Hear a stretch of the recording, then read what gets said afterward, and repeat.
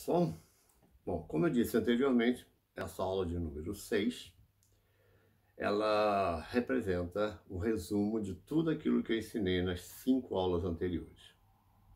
Ok?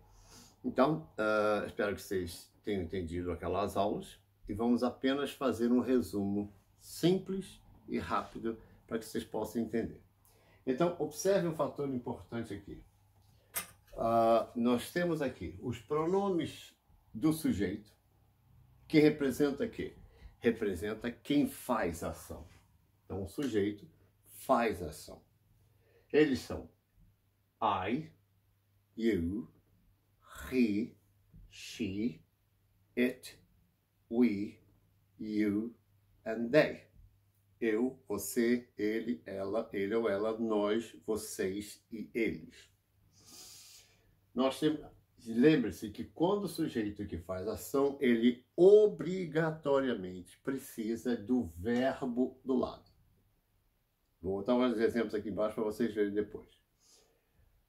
Objeto, que recebe a ação do sujeito e, portanto, me, you, him, her, it, us, you and them.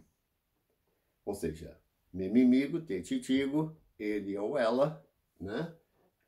Nós, vos, nosco, vos, vosco e eles ou elas. Não segue nada. Lembre-se, ele é um pronome que recebe ação e, portanto, não pode ter nenhuma outra sequência depois dela, porque ele representa o que recebe ação. Onde é que está a ação? Está antes dele.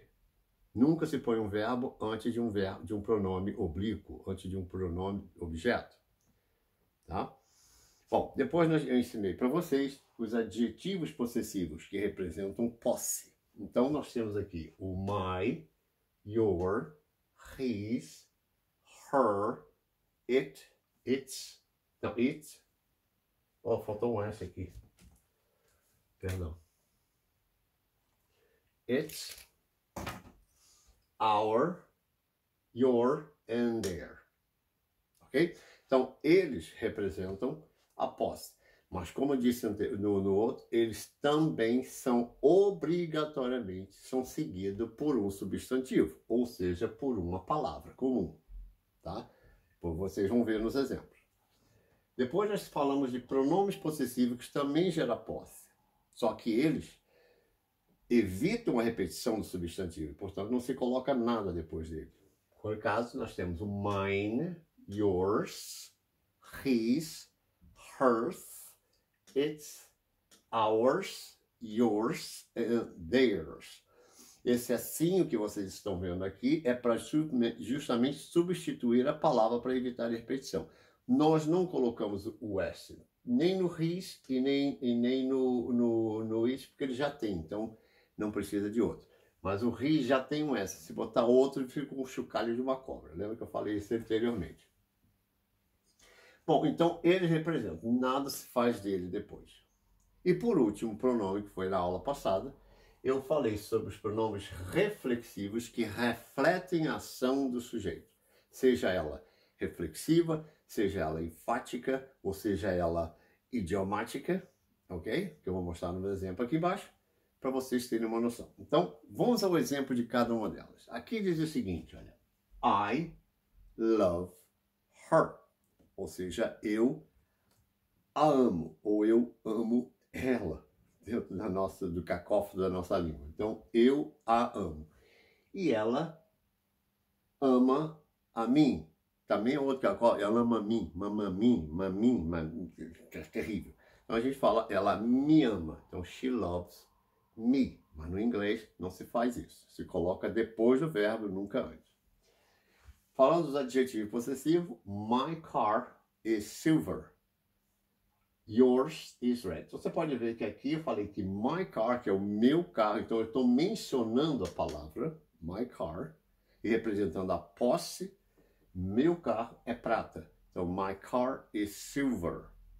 Yours, ou seja, o seu o quê? O carro. Então eu tenho esse assim aqui para substituir esse carro que nós não mencionamos.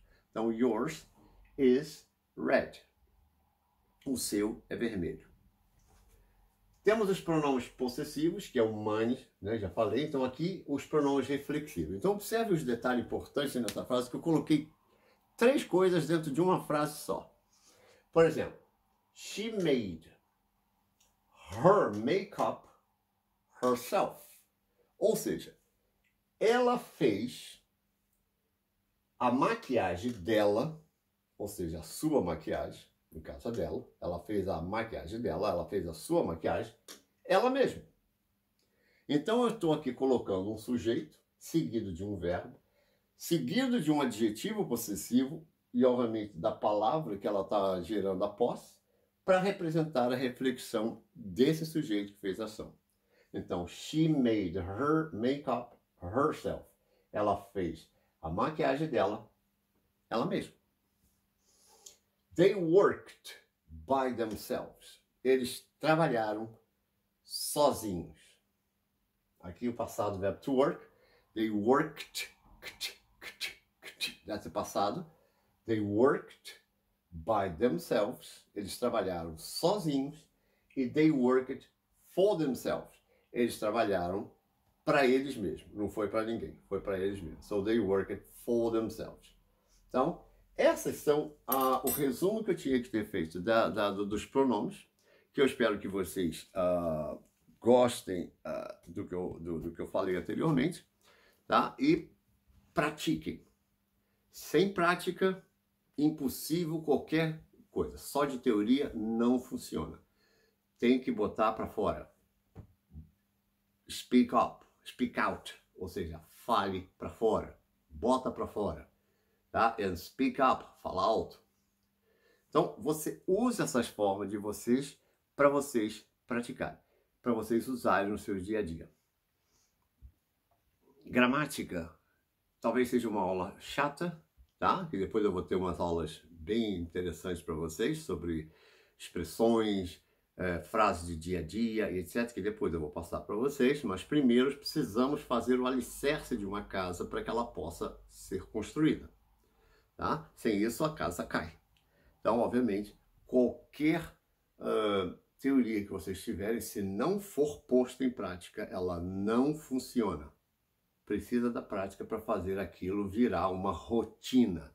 Repetidas vezes, até aquilo ficar pronto na cabeça, entrar, sair, e tanto faz em português como no inglês. Tá? Quando eu falo com vocês em português, eu estou pensando em inglês.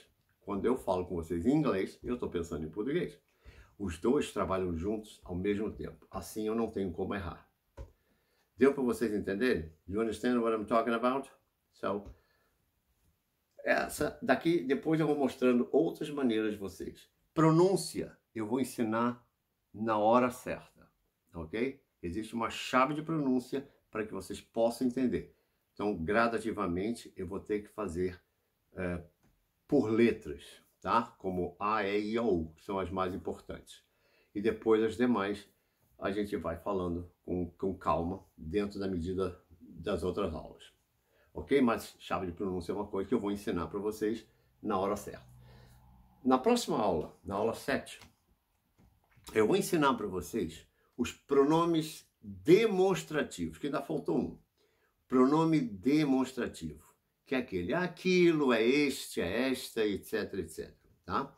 Que vocês vão entender, inclusive os erros que vocês fazem na língua portuguesa, vamos tentar corrigir isso e colocar ela dentro da língua inglesa. Ok? Por hoje é só, e a gente se vê na próxima aula. Bye, bye!